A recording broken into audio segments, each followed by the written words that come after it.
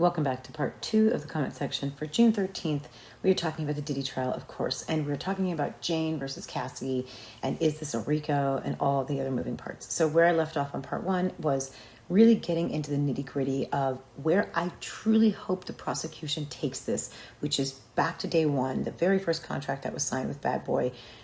Well, not the first one, that was Craig Mack, but the second one, which was Biggie.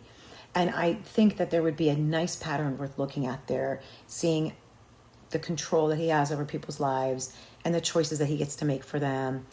And there's so many reasons that that's good to look at, whether they were different than Cassie's, and if they were, why was Cassie's the only one that had that kind of control and things of this nature. But in order to have a front business, some of it has to be real, right? Like if you're like, hi, I sell this olive oil.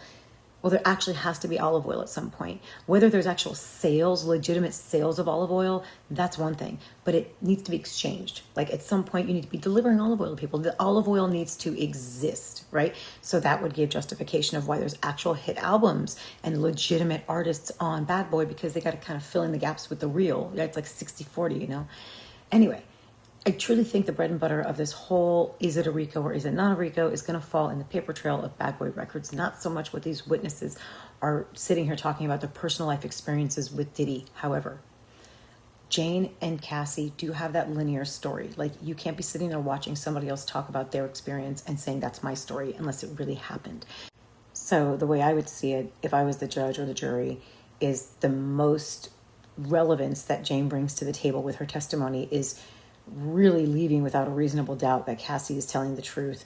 So when we add up just the current events, we've looked at Cassie, and I think hook, line, and sinker, there's enough there to say, yes, Cassie was tied into Bad Boy Records, which was now proven a criminal enterprise and somewhat of a front, because he has definitely used more of the power from his business to run his life and run the people in his life versus focusing on building careers, not just his own, make that very clear, building the businesses of the artists that he has signed.